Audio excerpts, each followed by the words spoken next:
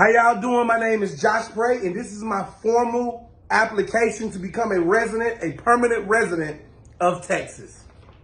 5 reasons everybody in the world needs to live in Texas at some point in their life. 5. Number 1, there is no pride like Texas pride. Now, I've been to Texas a couple times sporadically here and there, stayed for a day or two. Last week, I was in Texas an entire week doing a tour. Houston, Dallas, San Antonio. I had to go from city to city to city. Every single town, every single city, the gas station, the bus drivers, even the homeless people that lived in Texas was like, I may not have a home, but I'm from Texas. And I'd rather be homeless in Texas than have a home where you stay. Texas pride. Nothing compares to Texas pride. You ain't gonna disrespect them. You ain't gonna check them. You ain't gonna stress them. You ain't gonna tell them that they state ain't the best state in the entire world. But Josh, other countries don't have state, damn it. If Texas went to the UK, then the UK will automatically have states. If Texas went to Canada and Canada had provinces, they would no longer be provinces because Texas will overtake Canada and they will be called states. Texas pride is the greatest thing God has ever created. Number 2, it is official. Dallas, Texas has the most attractive women in the world. Now, if you're a man and you're looking for the love of your life and you can't find nobody, go to Dallas, Texas. I promise to God. Big or small, I've never seen this many fine plus size women. I've never seen this many women thin as olive oil that look like I would just suck them down like a side of biscuit with some Dallas, Texas has the most attractive women I've ever seen. Dog. I walked into a light pole, and the light pole made me want to go do it. The light pole was smelling like Fahrenheit and Charlie White cologne and perfume and candles and roses. I almost had a baby with a tree in Texas. I don't know what they're eating in Texas. I don't know what they feeding them in Texas. I don't know what they growing like in Texas.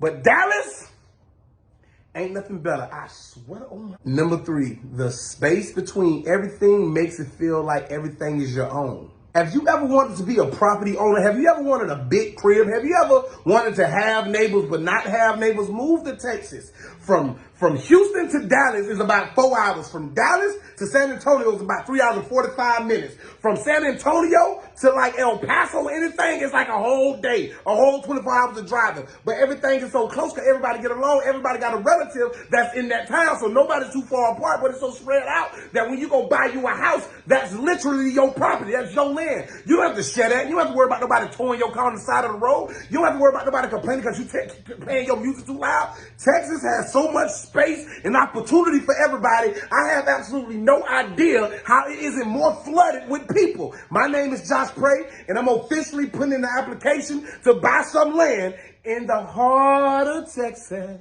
Number 4, the food. Have you ever had a pulled pork barbecue taco with cilantro? I hadn't either until I got to San Antonio, Texas.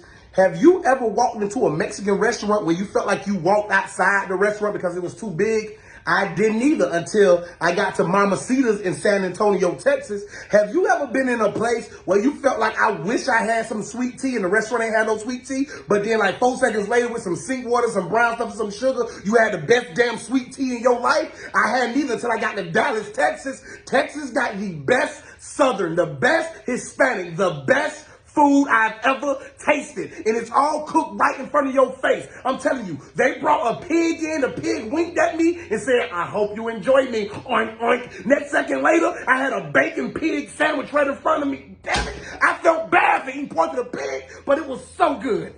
Texas food is great. And number 5, Texas is way more diverse than the media tells y'all.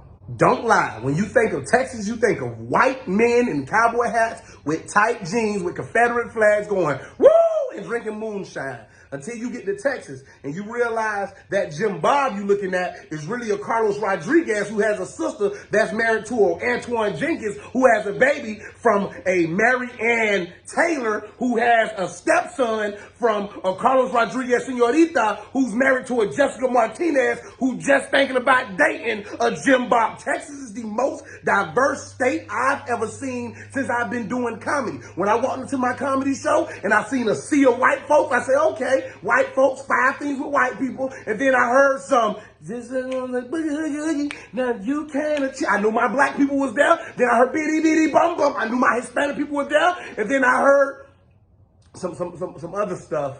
And that's when I knew, you know what I'm saying, I had an Asian fan base in Texas and stuff like that. Texas is the most diverse state that I've ever witnessed, and it's the most inclusive, in my opinion, from what I experienced in Houston, Dallas, and San Antonio. Anything in between, I ain't touching yet. I'll be in Austin soon. My name is Josh Prey, and I'm formally submitting my application to be a Houston Texan, or Dallas Texan, or San Diego Texan. Damn it, a Texan. My name is Josh Prey, and I am formally submitting my application to become a Texan.